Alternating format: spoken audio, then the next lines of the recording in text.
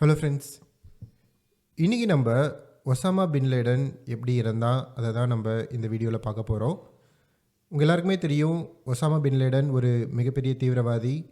America ரொம்ப நாளாக தேடி கடைசியில் பாகிஸ்தானில் அபோட்டாபாத் அப்படிங்கிற ஒரு இடத்துல ஒசாமா பின் லேடனை சுட்டு கொண்டாங்க. இந்த ஒசாமா பின் லேடன் யார், எப்படி இவன் தீவிரவாதி ஆனால்? ஒசாமா பின் லேடன் பார்த்திங்கன்னா, அவங்க அப்பா ஒரு பணக்கார கன்ஸ்ட்ரக்ஷன் கம்பெனியில் ஒரு எக்ஸிக்யூட்டிவாக வேலை செய்கிறாரு. நல்ல வசதியான குடும்பம். அப்படி இருக்கும்போது ஏன் இவன் தீவிரவாதி ஆகிறான்? இது பார்த்திங்கன்னா 1980 ஆப்கானிஸ்தானில் ஒரு கலவரம் நடக்குது. என்னென்னா, அன்னைக்கு ஆப்கானிஸ்தானை ஆட்சி செஞ்சிட்டு இருந்த கவர்மெண்ட் இவங்களுக்கு சோவியத் யூனியனோட சப்போர்ட் இருந்தது. இந்த கவர்மெண்ட்டுக்கு எதிராக போராட்டம் நடக்கிற காரணத்தினால சோவியத் யூனியன் ஆப்கானிஸ்தான் மேலே படையெடுத்து வராங்க.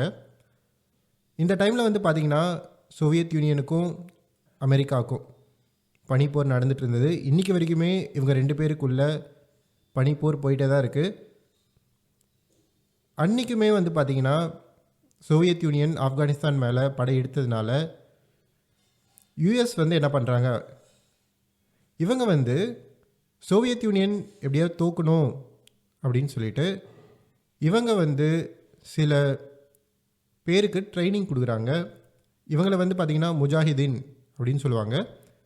முஜாஹிதீன்னா முஸ்லீம் மதத்தை சேர்ந்தவங்க, முஸ்லீம் ஃபெய்த்தை காப்பாற்றுறதுக்காக சண்டை போடுறவங்கள முஜாஹிதீன் அப்படின்னு சொல்லுவாங்க.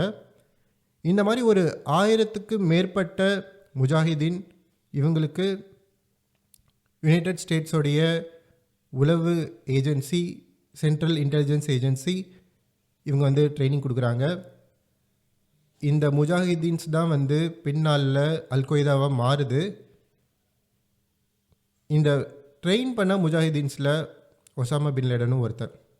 இவன் தான் பின்னாடி அல்கொய்தாவோட லீடர் ஆகிறான். 1991 வரைக்கும் அந்த போர் போகுது. ஆப்கானிஸ்தானில் சோவியத் யூனியனுக்கும் சோவியத் யூனியனை எதிர்த்து போராடுற முஜாஹிதீன்ஸுக்கும் போர் போகுது. 91 சோவியத் யூனியன் ஆப்கானிஸ்தானை விட்டு வெளியே போகிறாங்க. ஏன்னா அவங்களுடைய பொருளாதார நிலை அன்றைக்கி ரொம்ப மோசமாக இருந்தது. அந்த காரணத்தினால அவங்க ஆப்கானிஸ்தானை விட்டு வெளியே போகிறாங்க. யுனைடெட் ஸ்டேட்ஸ் ஆஃப் அமெரிக்கா நினச்சது நடந்துருச்சு. சரி, இது எதுக்கு முஜாஹிதீன்ஸை ட்ரெயின் பண்ணாங்களோ அந்த விஷயம் நடந்தது. சோவியத் யூனியன் வெளியே போயிட்டாங்க. ஒசாமா பின் லேடன் அமெரிக்காவுக்கு ஹெல்ப் பண்ணியிருக்கான். அப்படி இருக்கும்போது ஏன் ஒசாமா பின் லேடன் திடீர்னு அமெரிக்காவுக்கு எதிராக ஏன் மாறினா?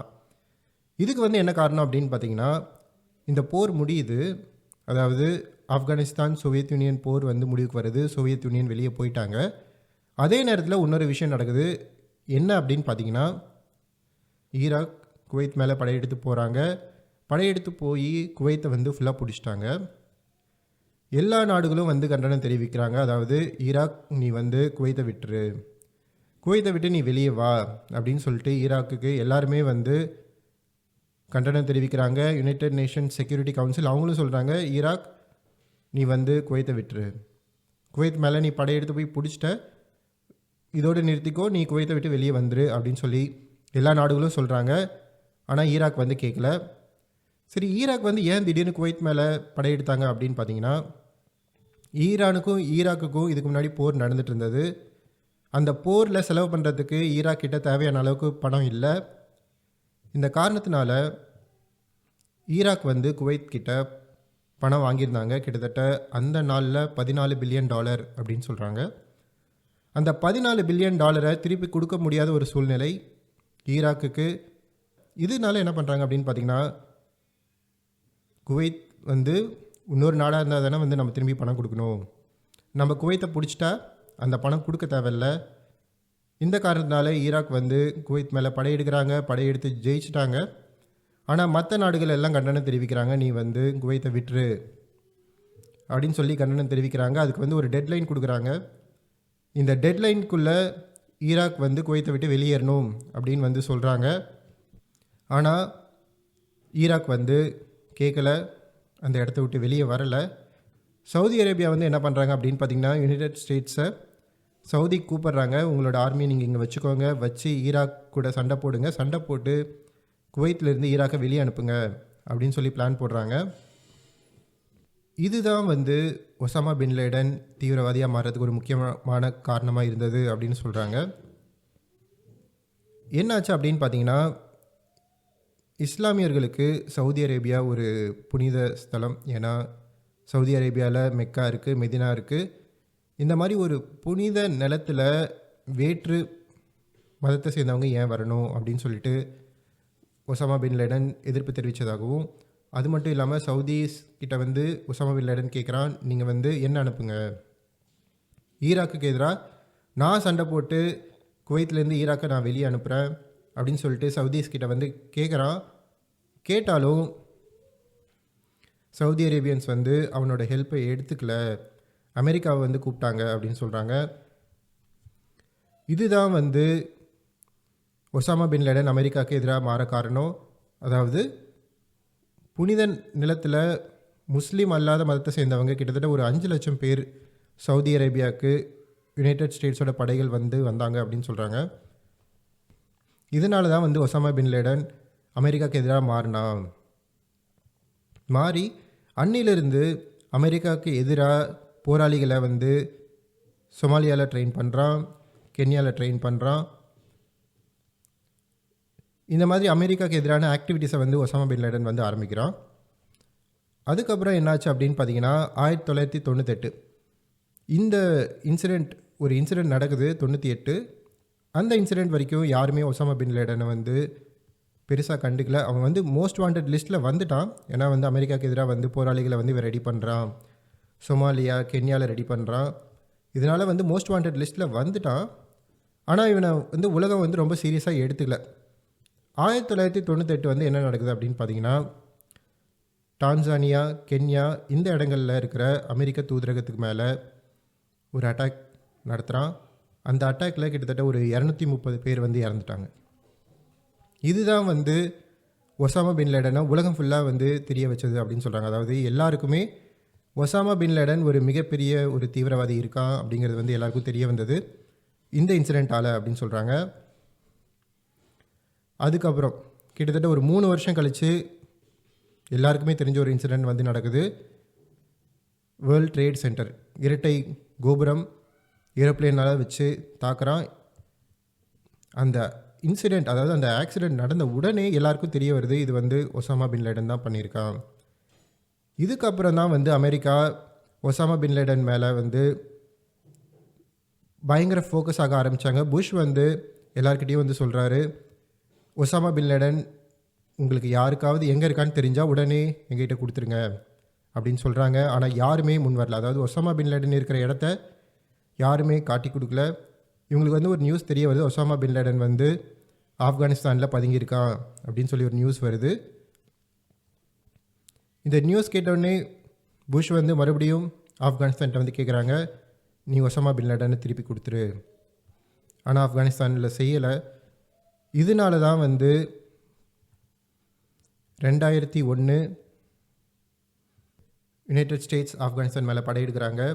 ஒசாமா பின் லேடனை பிடிக்கணும் அப்படிங்கிற ஒரு காரணத்துக்காக படையெடுத்த கொஞ்ச நாள்லேயே அங்கே இருக்கிற தாலிபானுடைய ஆட்சியை கலைக்கிறாங்க. கலைச்சி ரொம்ப நாளாக தேடி பார்க்குறாங்க. கிட்டத்தட்ட ஒரு 10 வருஷமாக தேடி பார்க்குறாங்க. ஒசாமா பின் லேடன் அவங்களால பிடிக்க முடியல. வார் கண்டினியூஸாக போயிட்டே இருக்குது, நிறைய செலவாகுது. அதுக்கப்புறம் தான் இதில் வந்து ஒரு திருப்பம் வருது. என்ன திருப்பம் அப்படின்னு பார்த்தீங்கன்னா, ஒசாமா பின் லேடனுடைய மிகவும் நம்பிக்கையான ஒரு ஆள், அவனை வந்து யுனைடெட் ஸ்டேட்ஸ் கண்டுபிடிக்கிறாங்க.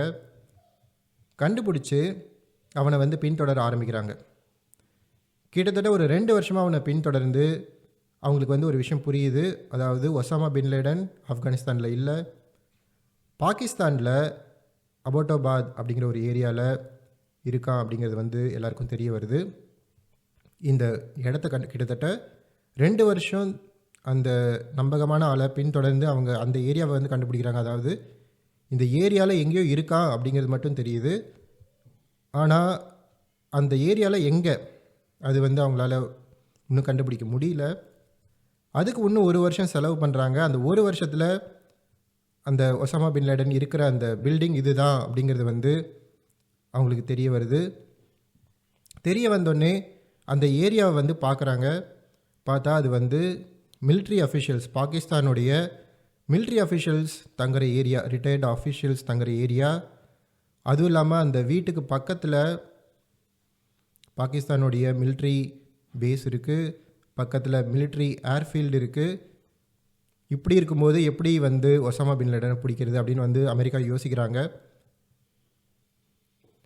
அதாவது ஒருவேளை நாம் வந்து பாகிஸ்தான் கிட்ட வந்து சொன்னோம், அதாவது நாங்கள் வந்து ஒசாமா பின் லேடன் இருக்கிற இடத்த கண்டுபிடிச்சிட்டோம் அப்படின்னு சொல்லி பாகிஸ்தான் இன்வால்வ் பண்ணால், ஒருவேளை பாகிஸ்தான் வந்து ஒசாமா பின் லேடனுக்கு வந்து தெரிஞ்சிடும். பாகிஸ்தான் கண்டிப்பாக வந்து ஒசாமா பின் லேடனுக்கு ஹெல்ப் பண்ணிகிட்ருக்காங்க. ஏன்னா அவங்களுடைய மிலிட்ரி ஏரியா, ஹைலி மிலிட்டரைஸ்டு ஏரியாவில் ஒசாமா பின் லேடன் இருக்கான் அப்படின்னா பாகிஸ்தானுக்கு தெரியாமல் இருக்காது. நம்ம வந்து பாகிஸ்தான்கிட்ட நம்ம இந்த விஷயத்த சொன்னால் அவன் தப்பிச்சு போக ஹெல்ப் பண்ணிடுவாங்க அப்படின்னு சொல்லி ஒரு முடிவு பண்ணுறாங்க. என்னென்னா பாகிஸ்தானுக்கு தெரியாமல் சீக்ரெட்டாக ஒசாமா பின் லேடனை கொல்லணும் அப்படின்னு ஒரு முடிவு பண்ணுறாங்க. என்ன பண்ணுறாங்க அப்படின்னு பார்த்தீங்கன்னா, மே 1 ஆப்கானிஸ்தான்லேருந்து 2 ஹெலிகாப்டர் வந்து புறப்படுது, ஸ்டெல்த் ஹெலிகாப்டர். இது வந்து ரேடாரில் அவ்வளோ ஈஸியாக மாட்டாது. இன்னுமே அது வந்து மாற்றுறதுக்கான சான்ஸை குறைக்கிறதுக்கு ரொம்ப கம்மி ஹைட்டில் வந்து பறந்து போகிறாங்க. போய் பாகிஸ்தானில் ஒசாமா பின் லேடன் இருக்கிற வீடு கிட்ட போயிட்டாங்க. என்ன பிளான் அப்படின்னு பார்த்தீங்கன்னா, ஹெலிகாப்டர் மூலமாக போய் ஆப்கானிஸ்தான் போய் ஒசாமா பின் லேடனுடைய வீட்டுடைய கூரை மேலேருந்து இறங்கி ஒசாமா பின் லேடனை சுட்டுக் கொல்றது தான் வந்து பிளான். ஆனால் என்னாச்சு அப்படின்னு பார்த்தீங்கன்னா, கடைசி நேரத்தில் ஒரு ஹெலிகாப்டர் வந்து அந்த வீட்டோட செவுரில் மோதி டேமேஜ் ஆகி விழுந்துருது. உடனே வந்து பிளானை மாற்றுறாங்க. என்ன பிளான் அப்படின்னு பார்த்தீங்கன்னா, கூரை வழியாக போகாமல் தரை வழியாக போகிறது தான் அந்த பிளான். தரை வழியாக போகிறாங்க. போனோடனே முதல்ல ஒரு சண்டை நடக்குது.